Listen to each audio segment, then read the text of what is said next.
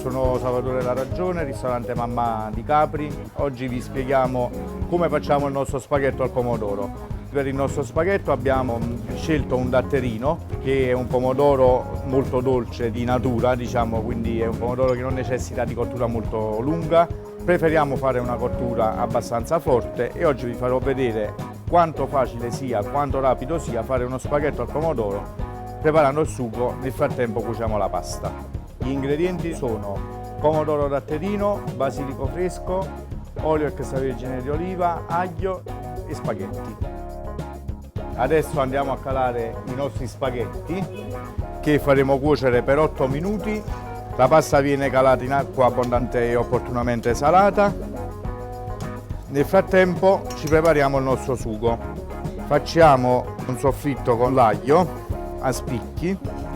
Per la nostra ricetta utilizzeremo dei pomodori, come vi dicevo, datterini, e a me piace molto fare un misto tra il pomodorino fresco e le dolci metà. Praticamente sono questi datterini tagliati a metà e poi messi in vasetto, che conservano le loro caratteristiche organolettiche, e anche quella che poi è fondamentale, secondo il mio parere, nella produzione di un buono spaghetto al pomodoro, che è la buccia. La tecnica che andiamo ad adottare è una cottura violenta ma breve. Basilico, pomodoro fresco chiaramente cuoce qualche attimo in più. Io preferisco sempre salare con del sale grosso. Appassiamo giusto i nostri pomodori e poi aggiungiamo i pomodori tagliati a metà. Cerchiamo di non prendere l'acqua.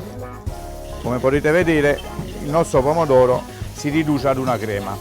Io preferisco sempre lasciare la buccia, perché la caratteristica della buccia è contenere la pectina, che è un addensante naturale, quindi questo ci consente anche in fase di mantecatura di avere una consistenza dello spaghetto ottimale. Come vedete il nostro sugo è già pronto e non ci resta altro che aspettare qualche minuto che siano pronti anche gli spaghetti e mantecare. Ecco che la nostra pasta è cotta. Come vi dicevo, abbiamo dovuto attendere noi la pasta, bisogna tenerla un attimino indietro di cottura, per cui è preferibile alzarla un minutino prima della cottura indicata. Aggiungiamo un filo di acqua di cottura e cominciamo la nostra mantecatura. Aggiungiamo un filo d'olio e mantecatura. Chiudiamo la nostra ricetta con delle foglioline di basilico fresco, un filo d'olio a crudo,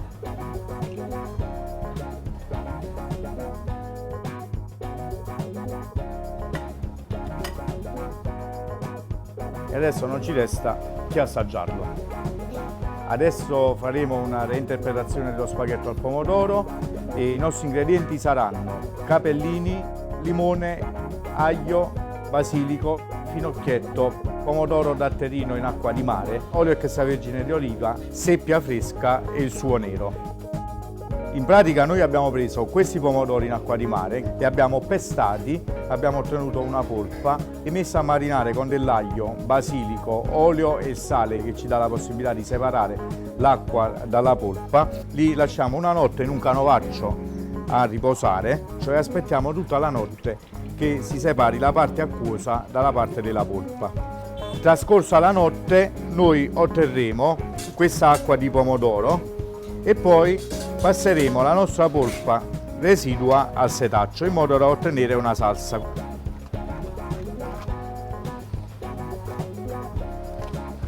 Ricaveremo la nostra acqua, la verseremo in una padella. In quest'acqua noi andremo a cuocere i nostri capellini. Caliamo gli spaghetti, in questo caso i capellini. Generalmente io non aggiungo sale in quanto abbiamo già un'acqua abbastanza sapida dovuta all'estrazione del pomodoro e alla marinatura, per cui cominciamo a cuocere la nostra pasta per circa 3 minuti. All'occorrenza aggiungiamo ancora dell'acqua di pomodoro, non c'è olio, non c'è soffritto. Una volta cotti gli spaghetti al dente, li andremo a scolare e li raffredderemo su un vassoio. Un filo d'olio per tenere sempre separati i nostri spaghettini, condiremo la nostra seppia con del finocchietto rigorosamente selvatico e dell'olio. Volutamente io non aggiungo del sale perché ritengo di dover esaltare la dolcezza della seppia. Allora, questa è la nostra polpa di pomodoro, consistente, sia perché abbiamo estratto l'acqua dal pomodoro, sia perché siamo riusciti comunque a tenere inalterata quella che è la caratteristica principale, che è il datterino, che è la consistenza dovuta alla pecchettina presente sotto la buccia. La nostra insalatina di capellini con le seppie.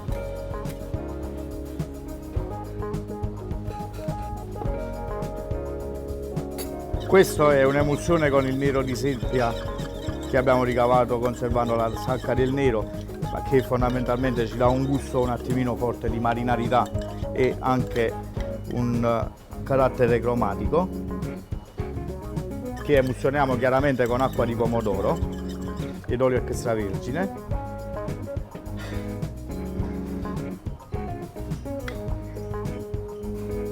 Aggiungiamo una foglia di basilico per decorare il piatto e il nostro spaghetto al pomodoro è pronto per voi. Provateci a casa, fatemi sapere.